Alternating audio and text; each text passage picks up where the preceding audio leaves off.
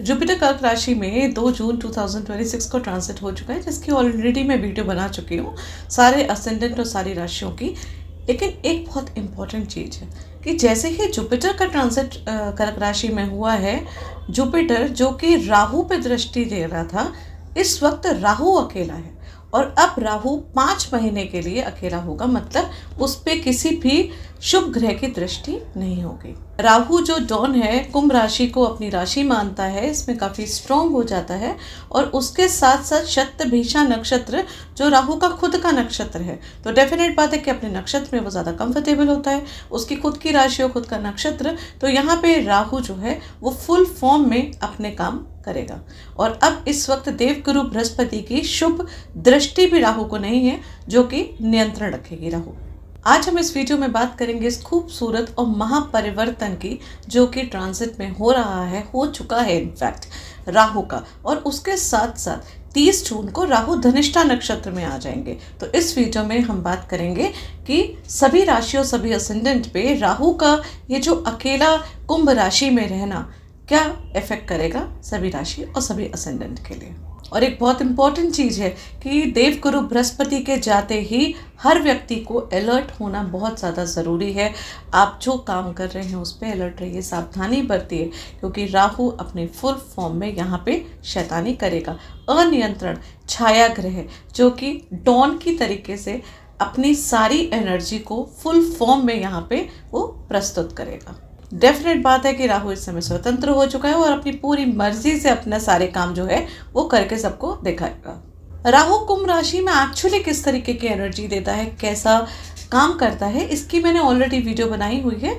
आप डिस्क्रिप्शन में मैंने लिंक दिया हुआ है, आप उससे देख सकते हैं अगर आप जानना चाहते हैं विस्तार पूर्वक कि राहु कुंभ राशि में किस तरीके का काम करता है और किस तरीके की एनर्जी जो है वो प्रोवाइड करता है। उससे आपको क्लैरिटी थोड़ी और ज़्यादा मिल जाएगी। अब देवगुरु बृहस्पति जो कि देवों के गुरु हैं और वो राहु को जब देखते हैं तो उसको नियंत्रण करके रखते हैं।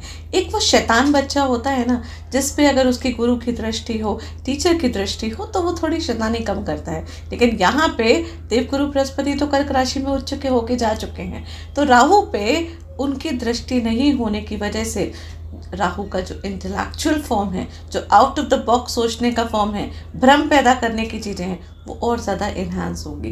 देवगुरु बृहस्पति जब राहु को देखते हैं तो वो नियंत्रण कुछ इस तरीके से करते हैं कि वो राहु को दृष्टि देते हैं, राहु को ज्ञान प्रदान करते हैं, जिससे राहु कोई भी अनैतिकता वाले काम नहीं करता है। इनफैक्ट अपने कर्मों को जो है वो सोच समझ के काम करता है कि उसके कर्म खराब ना हो या किसी भी व्यक्ति। लेकिन जब राहु अकेला होता है तो उसे किसी चीज़ की कोई परवाह नहीं होती है, उसे कोई फर्क नहीं पड़ता किसका क्या नुकसान हो रहा है, उसको जो चीज़ करनी है तो वो तो उसने करनी ही है। राहु जो एक छाया ग्रह है, अनियंत्रण इच्छाएं, महत्वाकांक्षाएं, इन सब का प्रतीक है। उसका कोई शरीर नहीं होता, इसलिए राहु के अंदर अस्थिरता हमेशा देखी जाती है। राहु जो है ना, वो उस पर कोई नियंत्रण नहीं कर पाता है तब वो भौतिक जीवन, माया, इन सब चीज़ों में ना अंधाधुन जो है उसकी स्पीड बढ़ती है। उसको बहुत सारी चीज़ें चाहिए, उसका पेट कभी भरने वाला नहीं होता है, क्योंकि राहु का सिर्फ सर है।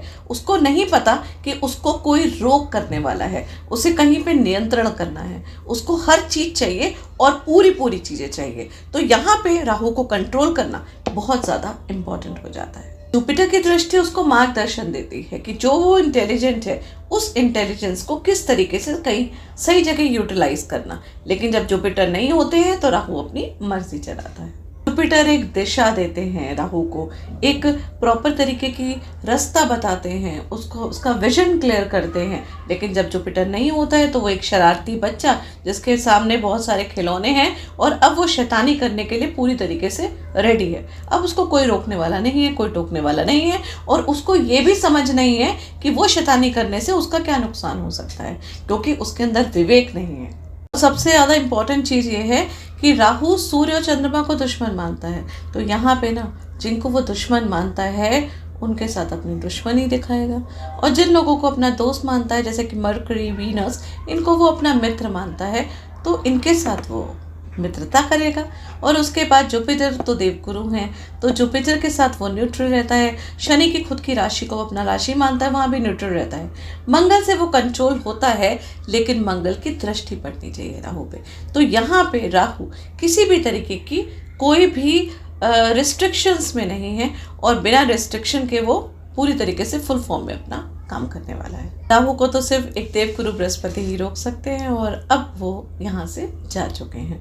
तो ये जो 5 महीने हैं, बहुत ज़्यादा अलर्ट होने की रिक्वायरमेंट है हर किसी को। जब देवगुरु बृहस्पति एक साथ होते हैं राहु के, या राहु पे दृष्टि करते हैं, तो गुरु चांडाल योग बनता है। ये भी एक बहुत पावरफुल योग है। यहाँ पे राहु की इंटेलिजेंस और जुपिटर की विवेक जो है, दोनों चीज़ें मैच करती हैं, और Rahu out of the box सोचने वाला व्यक्ति काफ़ी बड़े बड़े इन्वेंशंस करता है, बहुत हाई पॉजिटिव चीज़ें करता है। लेकिन वो जब कोई चीज़ करता है तो वहाँ पे ये नियंत्रण उसका रहता है कि किसी का नुकसान ना हो। लेकिन इस समय राहु हर वो चीज़ करेगा जिस चीज़ में वो निपुण है, और उसको कोई फर्क नहीं पड़ता कि आपका क्या नुकसान हो रहा है। ये वो लोग ज़्यादा अच्छी तरीके से समझ सकते हैं जिनका राहु लगन में है, या जिनका राहु धनिष्ठा नक्षत्र में है, शतभिषा नक्षत्र में है, और अगर वो लगन में है तो वो डबल काम करता है। ऐसे लोगों के मन में एक काइंड ऑफ अ भ्रम हमेशा रहता है। उनकी एक्सपेक्टेशन इतनी हाई रहती हैं अपने आप से, उनको ऊंचा पद चाहिए, उनको आगे बहुत बड़ा अचीवमेंट करना है, और इसी तरीके की जो मंशा होती है, इच्छा होती है, ये जीवन भर उनके मन में हमेशा एक अभाव रहता है, क्योंकि वो जितना भी आगे बढ़ते जाते हैं वो सेटिस्फाई नहीं हो पाते हैं। ये राहु की क्वालिटी होती है। एग्जैक्टली उसी तरीके का टाइम जो है वो अब ये आ रहा है और आने वाला है, स्पेशली 30 जून के बाद जब राहु धनिष्ठा नक्षत्र में आ जाएगा। वहाँ पे भी राहु कुछ इसी तरीके की एनर्जी हम सबकी लाइफ में लेकर आ रहा है। राहु जो बड़े बड़े देवताओं की, भगवान की, सबकी आंखों में धूल झोंक सकता है। समुद्र मंथन की कहानी में आपने सुना ही होगा, जब वो अमृत पान करने के लिए देवताओं की श्रेणी में जाके खड़ा हो गया, तो फिर मैं और आप, हम लोग क्या चीज़ हैं। तो राहु से बहुत ज़्यादा संभल के रहने की ज़रूरत है। उस एनर्जी को हमें अपने आप में बहुत ज़्यादा कंट्रोल करने की रिक्वायरमेंट है, स्पेशली कुंभ राशि और कुंभ असेंडेंट वालों के लिए, जिनके लगन में राहु आके बैठा हुआ है। क्योंकि राहु यहाँ पे अकेला आ चुका है लगन में, अंधाधुंध काम करेगा। पॉजिटिव भी होगा, ऐसी बात नहीं है कि वो नेगेटिव होगा, बस आपको थोड़ा सा उसको कंट्रोल करके अपने आप को 10 बार सोच के कोई भी काम करना है। इस चीज़ का आपको ध्यान बहुत ज़्यादा रखने की रिक्वायरमेंट है। अब एक तो राहु देव अकेले हैं, उसके बाद 30 जून को वो आ जाएंगे धनिष्ठा नक्षत्र में। धनिष्ठा नक्षत्र मंगल का नक्षत्र है, और धनिष्ठा का मतलब ही होता है धन ही जिसका इष्ट है। तो राहु को ये लाइन बहुत ज़्यादा सूट करती है। राहु को बहुत सारा धन चाहिए, राहु को बहुत सारी चीज़ें चाहिए। तो धनिष्ठा नक्षत्र में राहु जो है वो और ज़्यादा स्ट्रांग होके काम करता है। अब धनिष्ठा नक्षत्र के स्वामी तो मंगल देव हैं, लेकिन मंगल देव की क्योंकि दृष्टि राहु पे नहीं पड़ रही है, तो जब तक उनकी दृष्टि नहीं पड़ेगी तो राहु तो कंट्रोल नहीं होने वाले हैं, और राहु यहाँ पे धनिष्ठा नक्षत्र में फुल फॉर्म में अपना काम करेंगे। मैंने ना धनिष्ठा नक्षत्र की भी वीडियो बनाई हुई है। अगर आप धनिष्ठा नक्षत्र को विस्तार पूर्वक जानना चाहते हैं, आप जानना चाहते हैं कि धनिष्ठा नक्षत्र वालों की क्या एनर्जी होती है, तो डिस्क्रिप्शन में लिंक दिया हुआ है, आप वहां से उस वीडियो को देख सकते हैं। धनिष्ठा नक्षत्र जो है वो वेल्थ का नक्षत्र है, धन का नक्षत्र है। लेकिन धन का मतलब सिर्फ पैसा ही नहीं है। धन का मतलब ये नक्षत्र ज्ञान का नक्षत्र है, भोजन का नक्षत्र है, संपत्ति का नक्षत्र है, समृद्धि का नक्षत्र है, और राहु को यही सब चीजें तो चाहिए हैं। जिस प्रकार ये नक्षत्र धन देता है, संपत्ति देता है, समृद्धि देता है, उसी तरीके से एक और चीज है इस नक्षत्र में, ये बड़ी बड़ी पोजीशंस, बड़े बड़े स्कैम्स। इसी के साथ धनिष्ठा नक्षत्र के अंदर एक और बहुत हाई एनर्जी होती है कि वो दूसरों के फेम को, दूसरों के पोजीशन को, दूसरों के अचीवमेंट को कब्जा भी कर सकता है, मतलब हाथ से छीन भी सकता है। इसी वजह से ये नक्षत्र राहु से काफी रेजोनेट करता है, क्योंकि राहु का भी तो यही काम है। राहु स्वयं दूसरों के इन्फ्लुएंस और लाइमलाइट को अपनी चीज मानता है, और हर वक्त दूसरों की एनर्जी को सक करना और खींचने में तत्पर रहता है, और डेफिनेट बात है किसी के नियंत्रण में रखता नहीं है। तो धनिष्ठा नक्षत्र में जब राहु आएगा तो ये फेम का, अबंडेंस का, एक अलग तरीके की शक्ति रूप जो है वो राहु को यहाँ पे प्रदान होगी। राहु को डेफिनेट बात है, सबसे ज्यादा क्या चाहिए, यही तो चाहिए।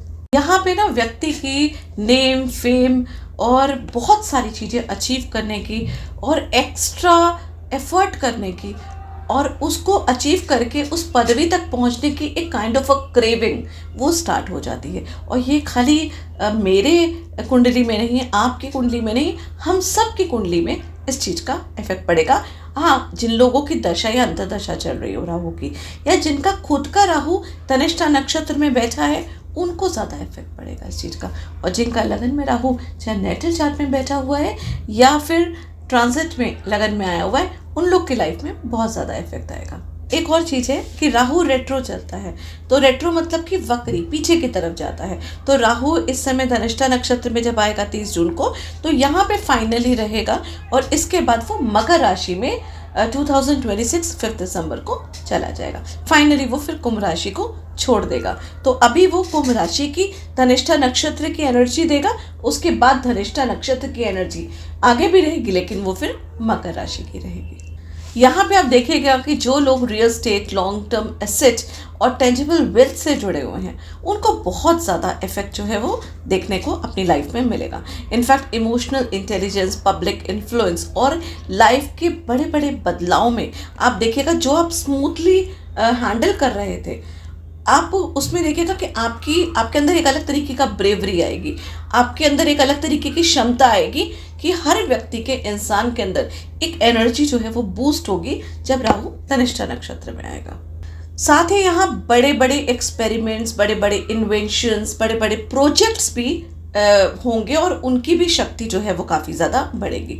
राहु के धनिष्ठा नक्षत्र में जाते ही networking, communication skills, commercial agility और ज़्यादा इन्हांस होगी। मीडिया और एंटरटेनमेंट फील्ड में आप देखिएगा कि जो लोग हैं वो बहुत ज़्यादा नाम कमाएंगे और उनकी लाइफ में एक बहुत भारी पॉजिटिव टर्निंग पॉइंट जो है वो देखने को मिलेगा। दुनिया में इनोवेशंस, होप, नए अवसर और प्रॉफिट ट्रेंड्स जो हैं वो काफ़ी ज़्यादा बढ़ेंगे। स्टॉक मार्केट में भी बहुत ज़्यादा अप्स डाउन्स जो हैं वो इस वक्त देखने को मिलेंगे। पब्लिक अटेंशन, करिश्मा, क्रिएटिविटी, नरिशमेंट, इमोशनल रिदम और धन के आनंद लेने की जो क्षमता है वो हर व्यक्ति की बढ़ जाएगी। मतलब यहाँ पे ना व्यक्ति धन कमाने के पीछे तो भागेगा ही, अचीवमेंट के पीछे तो भागेगा ही, लेकिन वो अपने सुख के पीछे भी ज़्यादा भागेगा, उसका आनंद लेने के पीछे भी ज़्यादा भागेगा जब राहु धनिष्ठा नक्षत्र में आएंगे। यहाँ पे लीडरशिप क्वालिटी बढ़ेगी। आप देखिएगा इस ट्रांजिट में आपको फेम के नए मौके मिलेंगे, वेल्थ अट्रैक्ट करने के भी आपके नए मौके मिलेंगे, नेटवर्किंग, कम्युनिकेशन में ज़्यादा ग्रोथ देखने को मिलेगी। लेकिन एक बात ये भी है कि यहाँ पे ग्रीड, शॉर्टकट, लालच, अनएथिकल गेन्स, इन तरफ भी हर व्यक्ति का झुकाव होगा। इसी को हर व्यक्ति को कंट्रोल करना है, क्योंकि राहु है, उसको एथिक चीज़ों का कोई फर्क नहीं पड़ता, उसके लिए नैतिकता इम्पोर्टेंट नहीं रखती है। वो तो कहता है कि मैं भ्रम पैदा करूँगा, अब तुम अपने कर्मों को ठीक कर सकते हो तो कर लो। ये राहु का छल है, बस उस छलावे से हर व्यक्ति को बचना है। धनिष्ठा नक्षत्र जो है उसके अंदर एक क्वालिटी होती है, वो मटेरियल सक्सेस का एक कॉस्मिक चीट कोड होता है इसके पास। मतलब कि एक खाली कैनवस में भी वो एक प्रॉफिटेबल स्ट्रक्चर को, उसको बदलने की क्षमता रखता है और उसको आगे सेल करने की भी क्षमता रखता है। इसलिए चुनाव सिर्फ आपका होगा। अगर आप नैतिकता से इस एनर्जी को यूज करेंगे तो ये ट्रांजिट लंबी अवधि की सफलता और समृद्धि आपको दे सकता है। लेकिन वहीं अगर राहु के भ्रम में और लालच में आप पड़ जाएंगे, गलत रास्ता चुनेंगे, कार्मिक कंसिक्वेंसेस भी देखने को मिल सकते हैं और फिर आपको बाद में दिक्कत होगी जब राहु ट्रांजिट कर जाएगा मकर राशि में, जो कि कर्मों की राशि है। अब क्रांतिकारी माया जाल बिछाने वाला राहु जब अकेला होगा तो आप सबकी कुंडली में, हर राशि में, हर असेंडेंट में क्या प्रभाव देगा, और ये पूरा टाइम जब तक राहु कुंभ राशि में है तब तक क्या हम लोग की लाइफ में इफेक्ट पड़ेगा।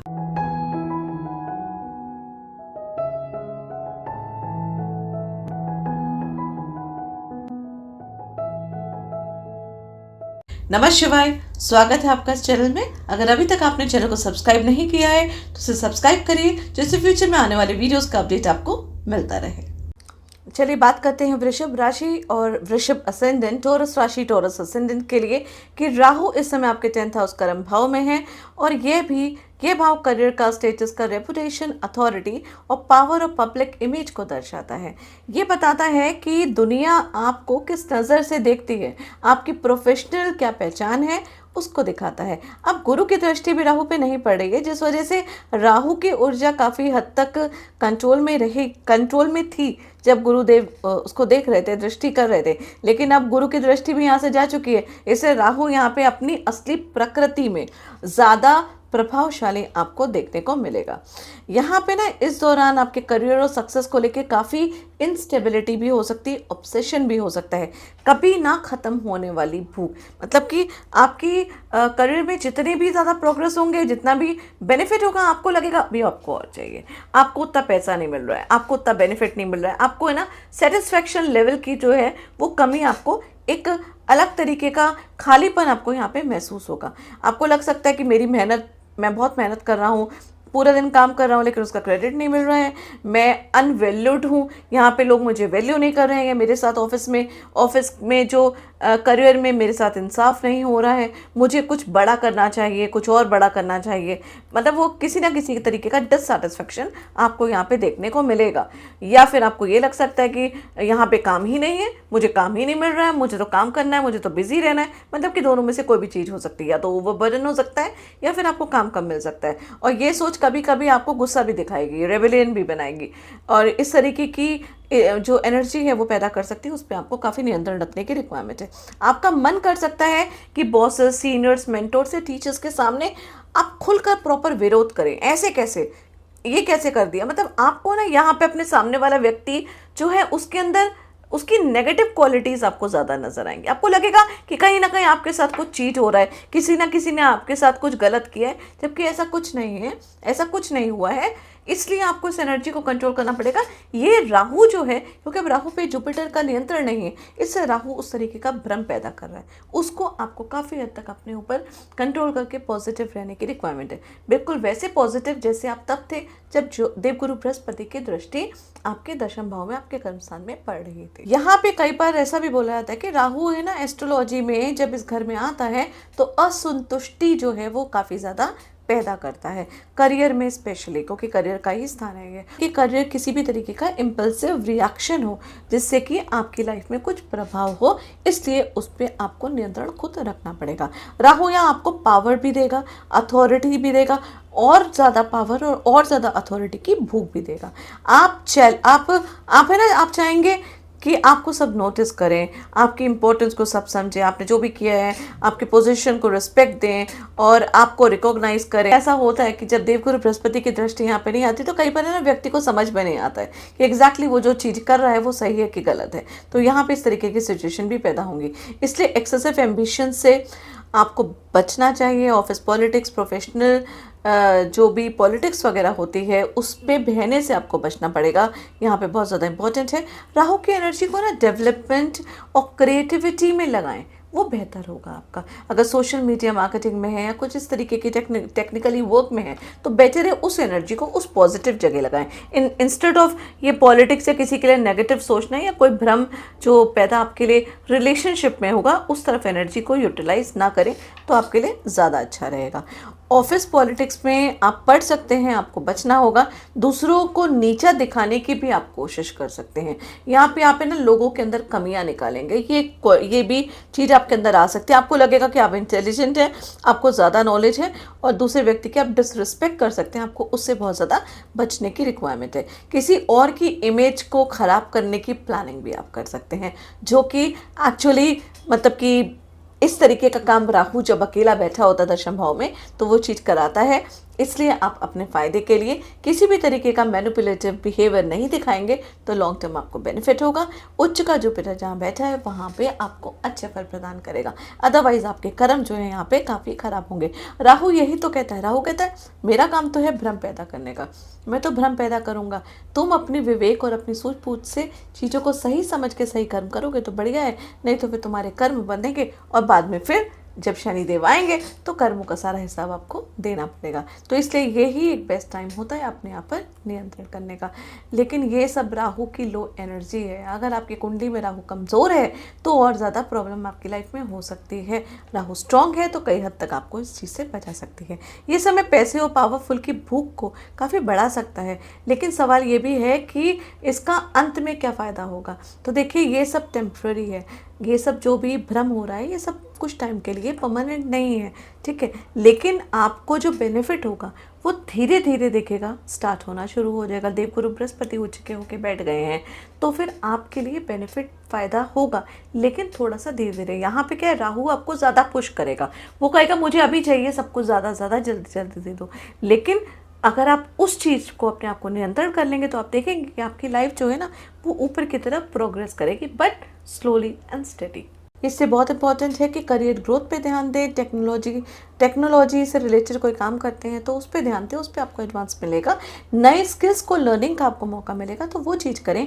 प्रोफेशनल डेवलपमेंट में, इनफैक्ट प्रॉब्लम सॉल्व करने में आप यहाँ पे ज़्यादा दिमाग लगा सकते हैं इंस्टेड ऑफ किसी और को प्रॉब्लम में डालने से। तो दिमाग तो यहाँ पे आपका चलेगा, आउट ऑफ द बॉक्स सोचेंगे, क्योंकि राहु की एनर्जी ऐसी है। तो उसी को नेगेटिव साइड में ना सोच के उसको अपने पॉजिटिव लाइफ में कैसे कर सकते हैं उसके बारे, उस तरफ अगर आप एनर्जी को थोड़ा सा धकेलेंगे, थोड़ा सा पुश करेंगे तो वो आपके लिए लॉन्ग टर्म में बेनिफिट करेगा।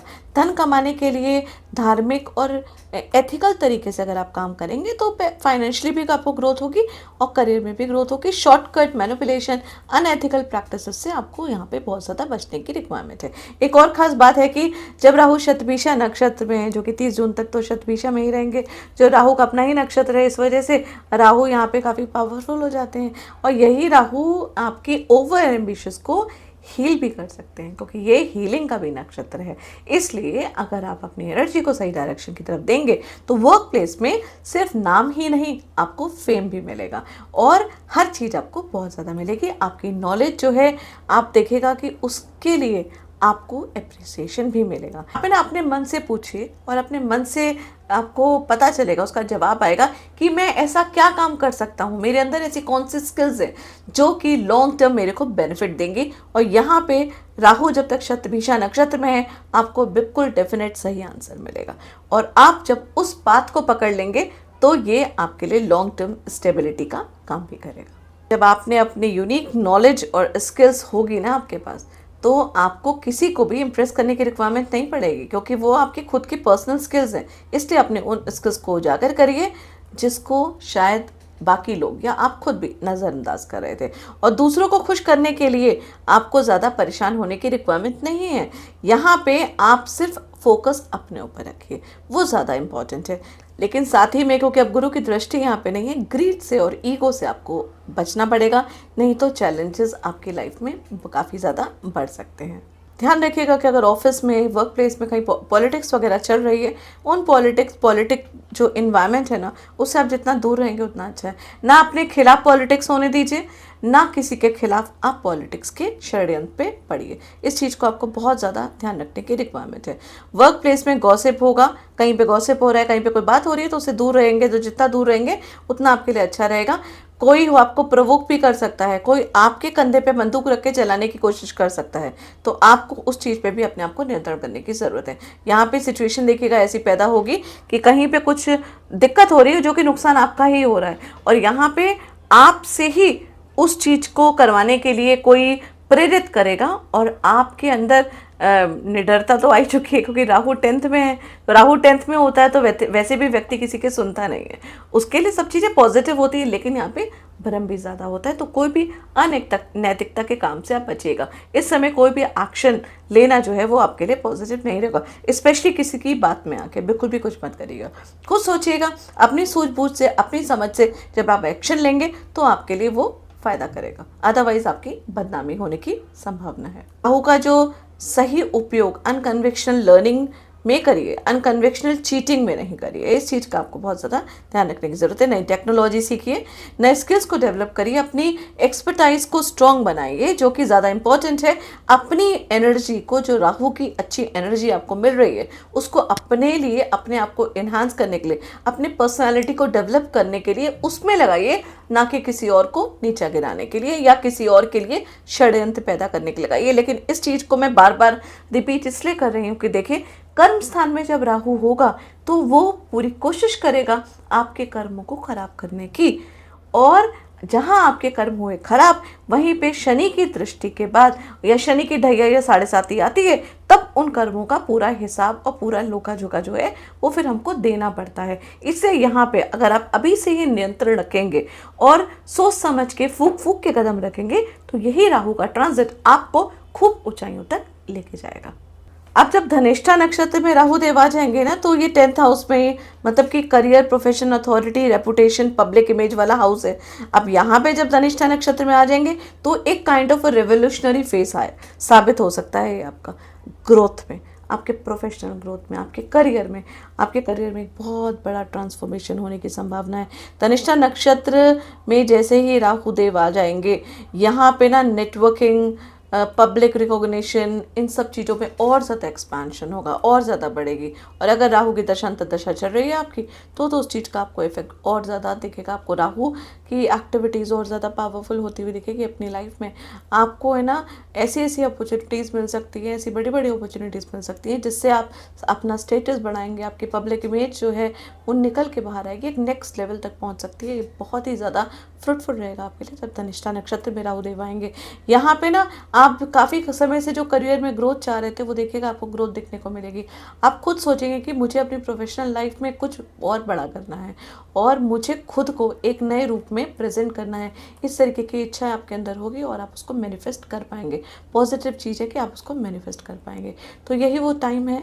आप मान लीजिए कि आप कोई भी काम कर रहे हैं, तो देखिएगा यहाँ पे, आप देखिएगा कि पहले तो राहु ने जब ट्रांजिट किया यहाँ पे कुंभ राशि में, तो आप जो भी काम कर रहे थे, आपने उसमें अपनी कोई फील्ड जो है वो स्टार्ट करी, आपने कोई और काम स्टार्ट किया, ये तो डेफिनेट है। आपने कुछ ऐसी चीज़ें स्टार्ट करी जो आपके मन में थी, जो आप करना चाहते थे, या कुछ नए स्किल्स आपके मन में पैदा हुए और आपने उस चीज़ को करा जब वो शतभिषा नक्षत्र में थे, क्योंकि शतभिषा नक्षत्र आपके अंदर से उन स्किल्स को बाहर उजागर करता है, और धनिष्ठा नक्षत्र उन्हीं स्किल्स को आपके पीक पे ले आता है। मतलब कि आपको काफ़ी बेनिफिट होगा अपने उसी काम में जो कि आपने पीछे से करते हुए आए हैं। आपने सोचा भी नहीं होगा इतनी उपलब्धियां आपको यहाँ पे प्राप्त होंगी। आप ये सोचिए कि यहाँ पे ना आप अपनी यूनिक एक्सपर्टाइज के साथ अपने आप को एक ब्रांड बनाने में सक्षम रहेंगे। ये ट्रांजिट आपको अनकन्वेंशनल करियर आइडियाज़ देगा, नई अपॉर्चुनिटीज़ देगा, इनफैक्ट अलग तरीके की सोच भी देगा। कई लोग जो इंडस्ट्रीज़ में हैं और अपनी पहचान बनाना चाहते हैं, वो अपनी बड़ी बड़ी इंडस्ट्रीज़ में बड़े बड़े लोगों के बीच में पहचान बना पाएंगे। यहाँ पे आपको अथॉरिटी मिलेगी, पोजीशन मिलेगी। इस दौरान लोग आपको एक ऐसे व्यक्ति के रूप में देखना शुरू करेंगे जहाँ पे जिनके अंदर खूब लीडरशिप कैपेबिलिटी है। आपको रिस्पॉन्सिबिलिटी, अथॉरिटी, ये सब चीज़ें जो हैं बहुत ज़्यादा मिल सकती हैं, जो आप करेंगे और इसमें आपको मान सम्मान भी मिलेगा। ये टाइम है ना आपके लिए काफ़ी अच्छा पोजीशन होगा, मतलब कि एग्जैक्ट आपके लिए बहुत ज़्यादा मिलेगा, क्योंकि धनिष्ठा मतलब धन जिसका इष्ट है, धनिष्ठा मतलब अबंडेंस, धनिष्ठा वो जो कि बहुत सारी चीज़ें दे सकता है। तो एग्जैक्टली वो चीज़ें आपकी लाइफ में आने वाली हैं। धनिष्ठा को सबसे बड़ा धनवान नक्षत्रों में कहा जाता है, और आप बहुत समय से जो महसूस कर रहे थे, बहुत मेहनत जो आप कर रहे थे, यहाँ पर आपको उसको मेहनत का पूरा फल मिलेगा। जो सैलरी पर्सन थे उनकी सैलरी इंक्रीज होगी, उनको इंक्रीमेंट मिल सकता है, प्रमोशन मिल सकता है, परिस्थितियाँ उनकी बदल सकती हैं लाइफ की। यूनिवर्स समझ लीजिए आपकी मेहनत का बेटर रिवॉर्ड जो है वो देने के लिए आया है। ये बहुत ही अच्छा समय रहेगा आपके लिए करियर के माध्यम से, स्पेशली, और इनकम अबंडेंस के लिए सब स्पेशली। ये सिर्फ, और एक बात और है कि ये सिर्फ पैसा कमाने का टाइम नहीं होगा। ये समय जो है ना, दुनिया आपको मतलब कि एक अलग अलग नज़र से देखेगी। यहाँ पे नाम फेम भी कमाने का आपका जो है समय रहेगा। तो पब्लिक विजिबिलिटी भी आपको दिखेगी, लोग आपको देखेंगे, करियर में ब्रेक थ्रू तो आपके हो ही सकता है, और अपने फील्ड में न्यू स्टैंडर्ड्स को आप लेकर आएंगे, लोग आपसे इंस्पायर होंगे, कुछ इस तरीके की टेंडेंसी आपके अंदर आएगी। यहाँ पे कई लोगों को ऐसा अचानक एहसास हो सकता है कि जो इतने टाइम से वो काम कर रहे थे, ये काम उनके लिए नहीं था, उनको तो कुछ और करना था, वो वहाँ पे एकदम से स्टेप लेंगे और देखिएगा कुछ बहुत बड़ा करके यहाँ पे दिखाएंगे। और फिर एक नया डायरेक्शन, एक नई इन्वेंशंस, एक नया आइडिया, एक नए तरीके का गोल जो है वो आप मैनिफेस्ट करेंगे और उसको पूरा करेंगे। टेक्नोलॉजी फील्ड में artificial intelligence, digital market, automobiles में, ऑनलाइन बिजनेस में, इनफैक्ट जो ट्रैवल एजेंसीज वगैरह में हैं उन लोगों के लिए, सोशल मीडिया वालों के लिए भी ये टाइम काफ़ी पावरफुल साबित होगा। आपके नए टूल्स आप देखिएगा, यहाँ पे नए टूल्स सीखेंगे, स्मार्ट तरीके से अपने काम को और ज़्यादा टेक्नोलॉजी के साथ आगे बढ़ाने की, आगे प्रस्तुत करने की कोशिश यहाँ पे करेंगे। पैसा भी मिलेगा और प्रभाव भी मिलेगा, मतलब कि आपको रिकॉग्निशन भी मिलेगी और आपकी फाइनेंशियल कंडीशन भी इंक्रीज होगी, दोनों चीज़ें आपको मिलेंगी। तो कह सकते हैं कि चारों तरफ से आपको बेनिफिट होगा। 10th हाउस जो है वो अर्थ त्रिकोण का विभाव होता है, तो यहाँ पे मटेरियल सक्सेस तो डेफिनेटली आपको मिलने ही वाला है, काफ़ी मिलेगा। एक बात का ध्यान रखिएगा, 10th हाउस में राहु बैठा हुआ है, तो अपने किसी भी काम को हल्के में मत लीजिएगा, अपने ऊपर पूरे कॉन्फिडेंस से उसको काम करिएगा, बस अपने ऊपर भ्रम को मत लाने दीजिएगा। अपने गोल्स को बड़े रखिएगा, जैसे कि गोल्स आपके अचीव हो, नई नई रिस्पॉन्सिबिलिटीज़ आपको मिलेंगी, उनके लिए आप बिल्कुल रेडी हो जाइए। लीडरशिप से बिल्कुल मत डरिए, आगे बढ़िए और काम करिए और थोड़ा कंफर्ट जोन से बाहर निकलिए, क्योंकि ये टाइम जो है मेहनत करने का टाइम है। इस समय जो मेहनत करेंगे तो आगे जाके आपको काफ़ी ज़्यादा फ़ायदा होगा। ओवरऑल रिजल्ट देखा जाए तो ये आपके लिए काफ़ी शानदार ट्रांजिट होने वाला है, काफ़ी पावरफुल ट्रांजिट होने वाला है, जिसका आपको लॉन्ग टर्म बेनिफिट मिलेगा। तो करियर में आपके राजयोग मिल रहा है, authority, fame, wealth creation, professionally आपके लिए काफ़ी अच्छा रहेगा। This is all for taurus राशि एंड टॉरस असेंडेंट। रेमेडीज के लिए आप राहु का बीज मंत्र करिए, डिस्क्रिप्शन में मैंने लिंक दिया है, आप वहाँ से इस मंत्र को सुनना चाहें तो सुन सकते हैं। उसके साथ दुर्गा सप्तशी का मंत्र करिए, दुर्गा सप्तशी का पाठ करिए, जो 720 मंत्र होते हैं दुर्गा सप्तशी के, उसको अगर दिन में एक बार आप कर सकते हैं तो बहुत ही अच्छा है। इससे राहु जो है वो कंट्रोल रहेंगे और आपको पॉजिटिव एनर्जी प्रदान करेंगे। उम्मीद करती हूँ कि वीडियो आपको पसंद आई होगी। जुड़े रहिए इस चैनल से। धन्यवाद।